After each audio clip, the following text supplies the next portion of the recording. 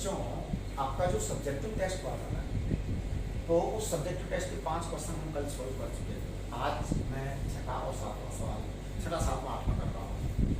और आप लोगों को कल जो मैंने वीडियो भेजा था उसमें क्वेश्चंस के मैंने कंप्लीट सॉल्यूशंस नहीं किए थे। तो मैंने क्या किया था, हर क्वेश्चन को उस स्टेज पे लाके छोड़ दिया था जब कैलकुलेशंस आपको करनी थी, तो वो आपको करनी थी।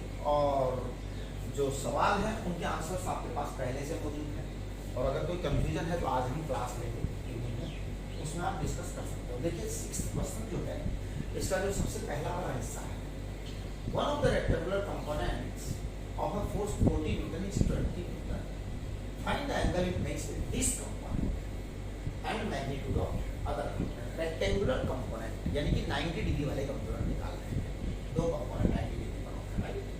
अब देखिए इन्होंने कहा 40 न्यूटन का एक फोर्स है, तो हमने 40 न्यूटन ले लिया था। हम इस डायरेक्शन में एक कंपोनेंट ले लेते हैं, तो मान लीजिए यहाँ से हमने इसको ड्रॉप आउट किया, तो ये क्या होगा, इस तरह का सीन बनता है। यहाँ अगर एंगल अल्फा है तो मैं कहूँगा कि ये आएगा आपका 40 cos अल्फा। आप लोग इस मामले में एक्सपर्ट हो चुके हैं, है ना। 40 cos अल्फा इन्होंने दे रखा है 20, तो नेचुरल है कि cos अल्फा आपका 1/1 अल्फा कितना आ गया, 60 डिग्री। ये तो आपका एक आंसर आ गया, एंगल आ गया। अब एंगल के बाद में हम आगे की बात करेंगे कि इन्होंने कहा है magnitude of the other component, तो ये लो other component, magnitude of the other component.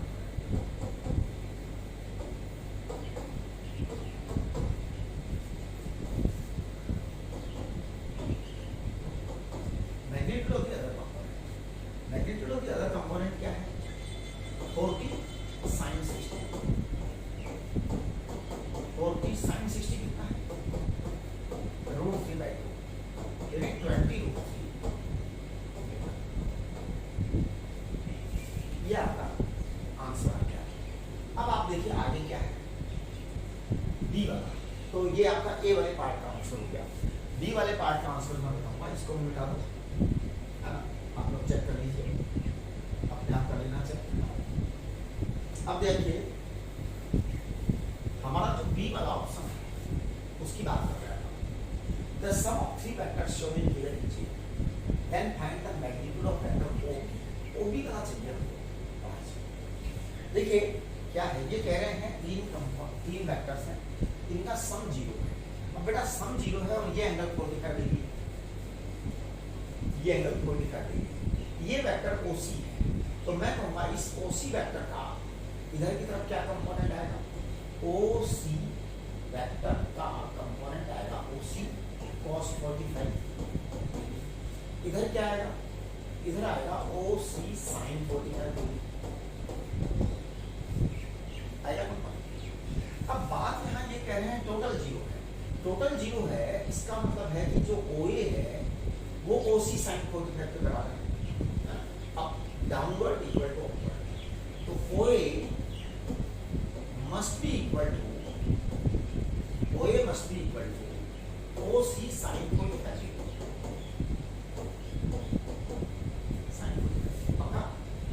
OA आपको दे रखा है 4 और OC दे रखा है sin 45। आपको मैं बताऊं यही होगा OC cos 45, क्योंकि sin 45 और cos 45 बराबर होते हैं। अब मैं आपको यहाँ पे कहना चाहता हूँ कि OC cos 45 को OB के बराबर होना चाहिए, क्योंकि 0 तभी होगा, 0 तभी होंगे जब x कोऑर्डिनेट 0 हो जाए, y कोऑर्डिनेट 0 हो जाए। y कोऑर्डिनेट 0 होने का मतलब है +y और -y इक्वल अपोजिट है। x कोऑर्डिनेट 0 होने का मतलब है +x और -x इक्वल अपोजिट है, राइट। तो इसका मतलब ये हुआ कि OB must be equal to OC cos 45। OC आपको पहले ही लिखा है 4 है, इसलिए ये आंसर 4 आ जाएगा, 4, राइट। लेकिन बड़ा ही सिंपल सवाल था। अब आप क्वेश्चन नंबर C देखिए, मतलब इसका 6 का C पार्ट देखिए, तो सभी बच्चे 6 का C पार्ट देखिए। ये कह रहे हैं a vector substance angle alpha beta gamma with x, y and z axis respectively, then find the value of sin square alpha, sin square beta, sin square alpha। देखो we no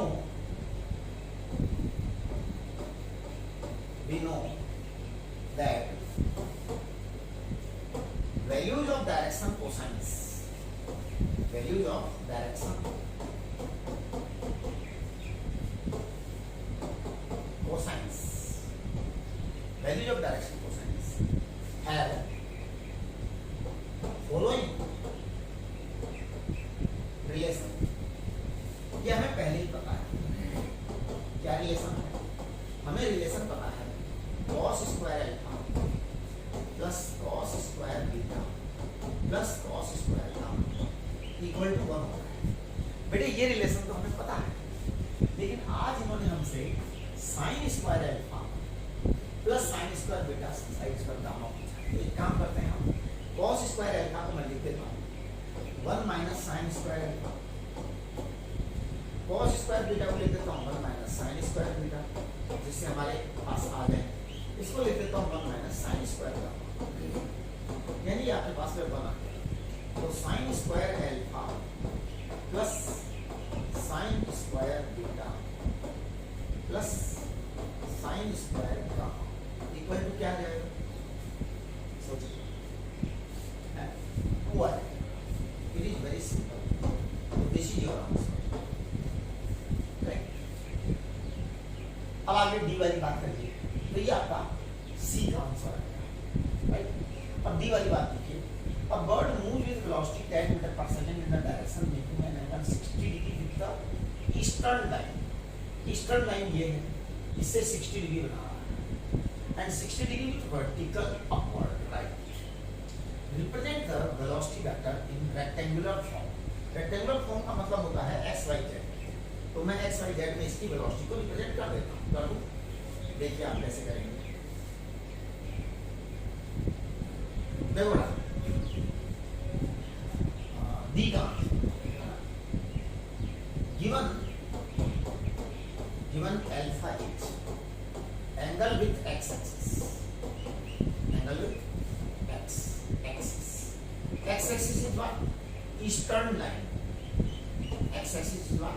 Eastern line. Eastern line को हम x axis बोलते हैं। It is what? 60 degree.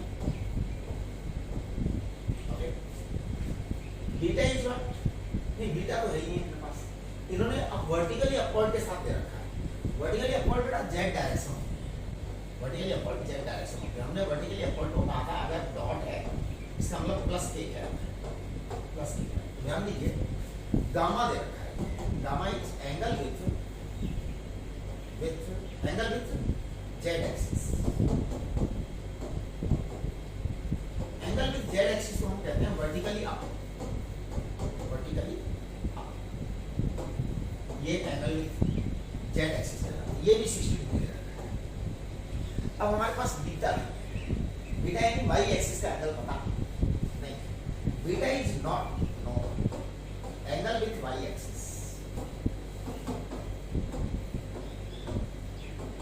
Is not know, इस पर question mark है।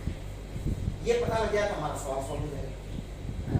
देखिए मैंने आपको बताया था cos square alpha plus cos square beta plus cos square gamma is equal to 1। ये हमने आपको बताया। अब आपका cos अल्फा और गामा दे रखा है, यहाँ पे बीटा आपको पता नहीं।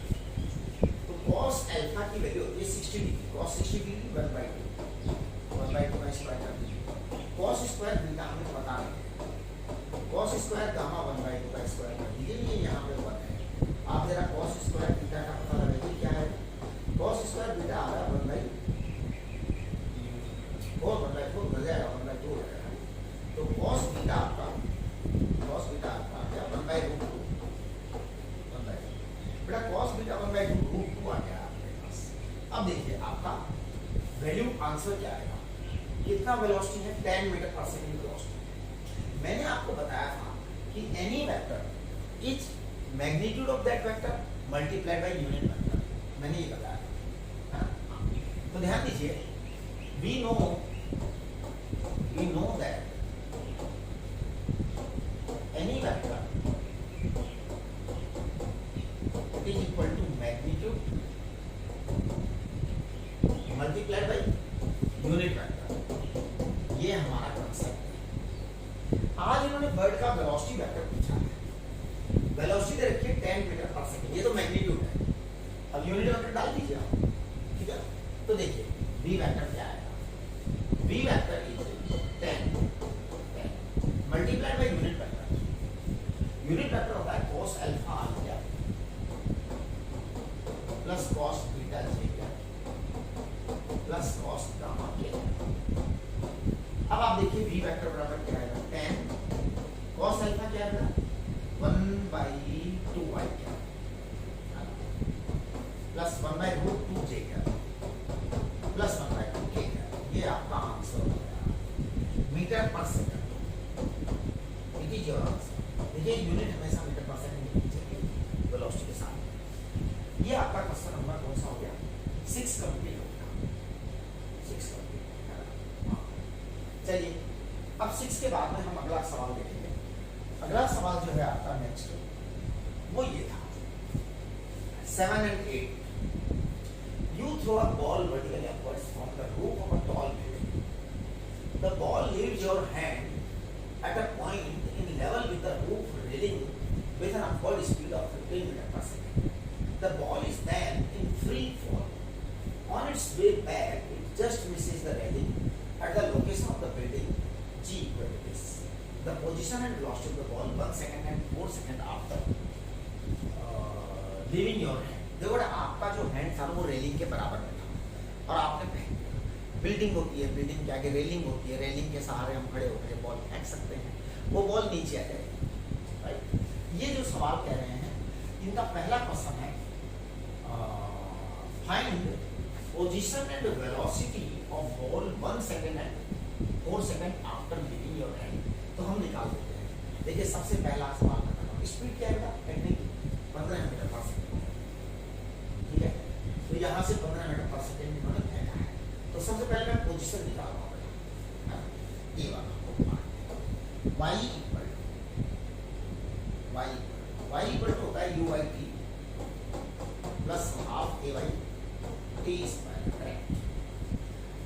y के बारे में आपको पता नहीं है, u है 15, t बराबर 1 सेकंड है बेटा, प्लस 1/2 g माइनस 10 है और t बराबर 1 सेकंड। कितना है 15 minus 5 it is equal to 10 metre plus ये आपका y1 है 10 मीटर का। यानी कि जो 1 सेकंड बाद में जो बॉल होगी वो 10 मीटर ऊपर। देख लीजिए, आप चेक कर लीजिए please.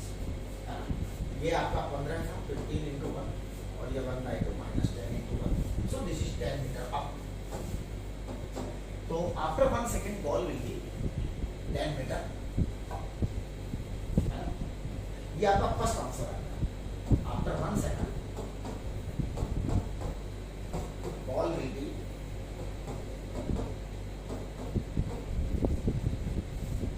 10 metre vertically up, vertically up. ये लिखने का तरीका है। चलिए नंबर नेक्स्ट y2 जो है दूसरा टाइम इन्होंने देखा 4 सेकंड। हमें 4 सेकंड बाद का पता लगाना है। तो देखिए 4 सेकंड बाद का पता लगाना है y2। तो मैं कहूँगा u/t फॉर्मूला वही है a/t। आप t को 15 रख दीजिए और t को 4, u को 15 रख दीजिए, t को 4 प्लस हाफ माइनस 10 रख दीजिए और इस t को 4 रखेंगे तो 4 चौक 16 होता है। यहाँ 16 आता है, 15 है into 4 60 आता है, वो शायद 80 आ जाएगा, माइनस 20 आ जाएगा। अब ये -20 मीटर, इसका मतलब ये है कि ball will B 20 meter down from the level of start. Means after 4 second ball will B 20 meter down. Means after 4 second ball will B 20 meter down. Ball will B 20 meter down from the initial level, from the initial was the railing. Initial level was the railing. 20 metre नीचे होती है, right. चलिए अब देखिए, इन्होंने यहाँ पे velocity भी पूछी है कि क्या क्या वेलोसिटी चाहिए, राइट। तो मैं बता रहा हूँ वेलोसिटी। सबसे पहले v1 equal to u by T plus a by T, sorry u plus a by T, sorry u plus a by T. देखो v1 is the velocity at 4 second, sorry at 1 second, velocity at 1 second। तो ये आएगा आपका u plus a by T. u क्या है? u है आपका 15 minus 10 1, यानी 5 मीटर पर सेकेंड आएगा अपवर्ड, यानी कि 1 सेकंड पर ball will be going up with speed of 5 metre per second. Means at 1 second ball will B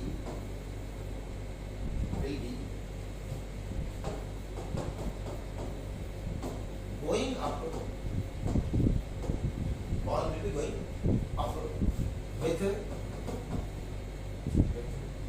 speed 5 meter per second, velocity आएगी। चलिए आगे 4 सेकंड v2 वेक्टर लीजिए, velocity at 4 second,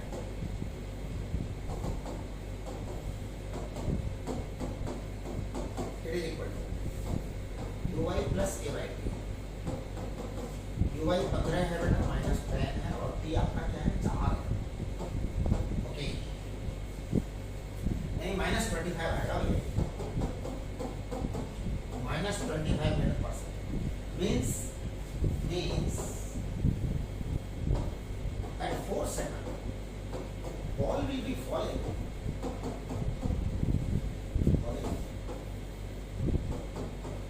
down, ball will be falling down with velocity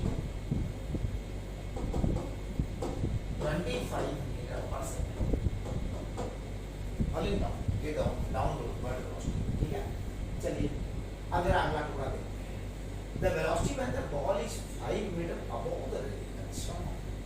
मतलब हमें वो वाली velocity चाहिए जब बॉल 5 मीटर ऊपर होगी रेलिंग से, ठीक है। तो देखिए हम निकाल देते हैं, ठीक है। मैं इसको जरा साफ कर देता हूँ।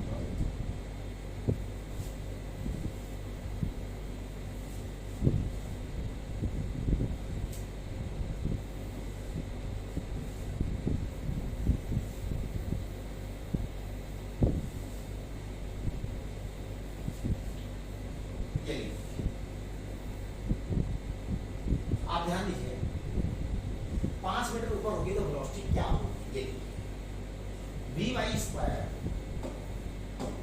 Equal to u y square plus 2a y अब इंटू वाई। अब कई बच्चे सोच सकते हैं सर आपने ये फॉर्मूला क्यों काम में लिया? भैया इसमें मुझे हाइट के बारे में बात करते हैं, तो वो काम में लूंगा, टाइम वाला क्यों काम में लूंगा मैं? ये तो मैं फॉर्मूला वो काम में लूंगा ना जिससे मेरा बात करना आसान हो जाए, मेरा सवाल आराम से सॉल्व हो जाए। मैं ऐसा तो कोई फॉर्मूला काम में नहीं लूँगा ना जिसमें कि सवाल मुश्किल हो जाए या हम कुछ कर ही ना पाए। 5 मीटर ऊपर रहेगा तो देखिए क्या होगा, वी वाई स्क्वायर आपको पता ही नहीं है बराबर यू वाई स्क्वायर आपका 15 का स्क्वायर है माइनस 10 और क्या 5। ये लो जी कैलकुलेट करिए, वी वाई स्क्वायर बराबर 15 कितना है? 15 का स्क्वायर 225 होगा या माइनस 100 आ गया, माइनस 100 आ गया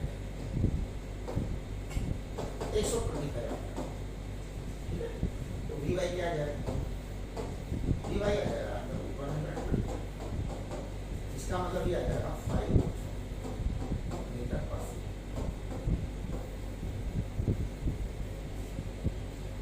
ठीक है। ये आपका y component of the velocity आएगा, राइट। तीसरा है the maximum height reached at the time at which it is reached. अच्छा मतलब आपको मैक्सिमम हाइट रीच चाहिए और टाइम चाहिए। देखो मैं दोनों चीजें निकाल देता हूँ। सबसे पहले तो मैक्सिमम हाइट रीच के लिए मैं यही फॉर्मूला वापस से रखूंगा, u y square plus two a y into y, ठीक है ना। जीरो आएगा सबसे हाइट मैक्सिमम हाइट पर, ये आपका 15 का स्क्वायर है और प्लस 2 माइनस 10 एंड वाई है मैक्सिमम हाइट एच। जरा एक बार आप चेक करिएगा तो आपके पास में एच की वैल्यू ये आएगी 225 डिवाइड बाय 20, ये 11.25 मीटर आपकी मैक्सिमम हाइट आएगी। अच्छा इन्होंने टाइम भी पूछा है maximum height, maximum height reach at the time at which it is, ठीक है। तो देखिए टाइम भी निकाल देते हैं। टाइम यहाँ आएगा v y equal to u y plus a y. आप देख रहे होंगे मेरे सवाल करने के तरीके, टाइम की जरूरत पड़ती है, टाइम का फॉर्मूला उठा लेता हूँ, हाइट की जरूरत पड़ती है, हाइट वाला फॉर्मूला उठा लेता हूँ। यानी जैसी जरूरत वैसा काम करते हैं जी, कुछ फिक्स करके नहीं चलते दिमाग में कि ये करेंगे वो नहीं करेंगे, ना ना कुछ नहीं, मस्ती मारेंगे तो it is called as total मस्ती। अब देखना t बराबर 1.5 से t बराबर 1.5 से घटाइए। अब मुझे जो है ना ये सब आपको चेक करना है, मुझे किसी के भी फॉर्मूले आंसर कुछ भी नहीं पता है, आपका ड्यूटी बनती है आप चेक करिए, कोई प्रॉब्लम है तो आप बोलिएगा। The acceleration of the ball when it is maximum height. अब देखो ये क्या सवाल पूछा है, लेकिन ये सवाल भी मैं आपको बताऊं कई बच्चे जो है इसमें भी अजीब सा जवाब देकर के आ जाते हैं, अजीब जिसका कोई मतलब नहीं है। The acceleration of the ball when it is at its maximum height, maximum height. तो ये आपका एक्सीलरेशन तो साहब चाहे मैक्सिमम हाइट हो, चाहे जहां हो, चाहे कुछ भी हो, हर हालत में एक्सीलरेशन माइनस जी के बराबर होती है, and that is minus 10 metre per second square. Better है आप इसको लिख दीजिए 9.8 minus 9.8 metre per second square, खुश हो जाएगा आपका टीचर, क्योंकि 10 जो है सही आंसर नहीं होता है, माइनस 9.8 सही आंसर होता है ना। अब आप कहेंगे सर ये तो आपने यहाँ ऐसे ऐसे कर दिया, अब वो ऐसे ऐसे कर दिया इसलिए क्योंकि बच्चा ऐसा दे रखा है यहाँ पे, देखिए ये क्वेश्चन के अंदर दे रखा है इसलिए आप 9.8 डाल दीजिए, ये क्वेश्चन में दे रखा है बेटा। जब क्वेश्चन में उन्होंने 10 बोल दिया तो फिर हम क्यों करें, मेरे को ध्यान नहीं रहा, क्वेश्चन में उन्होंने 10 बोल रखा है, हम क्वेश्चन को ओबे करते हैं, क्वेश्चन ने जो कहा उसे हम ओबे करते हैं हमेशा। चलिए अगला सवाल देखिए क्या है, 8वां सवाल। Stone is from vertical upwards on it's way it passes point A with a speed v। अच्छा passes point A with a speed v and passes point B 30 meter higher than A with speed v by 2 and the speed v maximum height reached। अच्छा देखिए क्या है, question is very simple.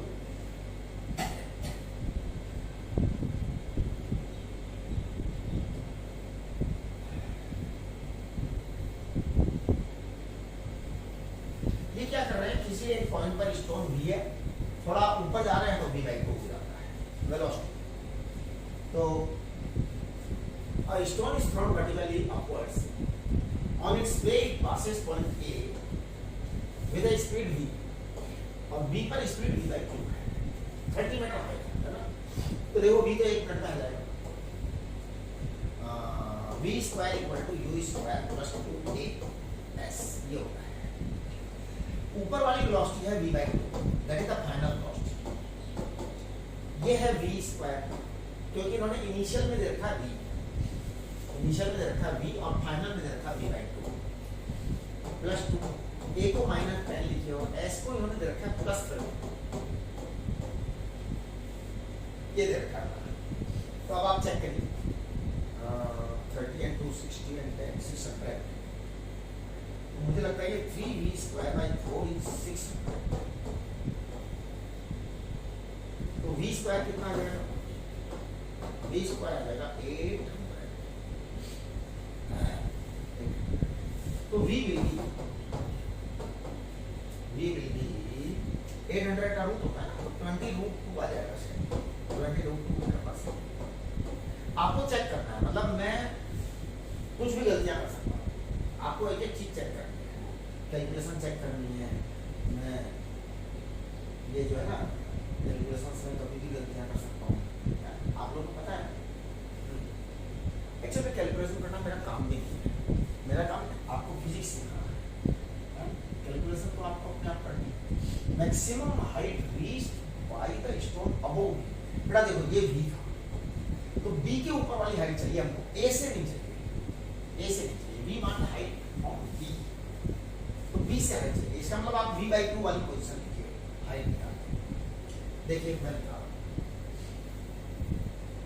Concept तो यही है, v by square बराबर u by square plus 2a y into y. अब देखो यहाँ पर मैं जीरो लिखूंगा, फाइनल वाले सबसे ऊपर वाले में जीरो लिखूंगा। एंड यू वाई जो है इसका मैं आधा करके लिखूंगा, यानी कि 10 माइनस 10 और ये h आ जाएगा। तो आप लोग जरा चेक करें, 20h बराबर आ जाएगा 200। तो मेरे को लग रहा है h बराबर 10। ये आपके आंसर हैं। 10 मीटर ऊपर जाएगा बताओ, यानी वहां से 10 मीटर और ऊपर। ठीक है, इस तरह से मेरे को लगता है ये आपका पेपर सॉल्व हो गया होगा। अच्छा, अब ये पेपर सॉल्व तो मैंने कर दिया है और ये आपको मैं भेज दे रहा हूँ वीडियो, लेकिन आपको एक बार पूरी तरह से अपने आप को चेक करके आज इवनिंग में क्लास में आपको क्या करना है, अटेंड करके और अपने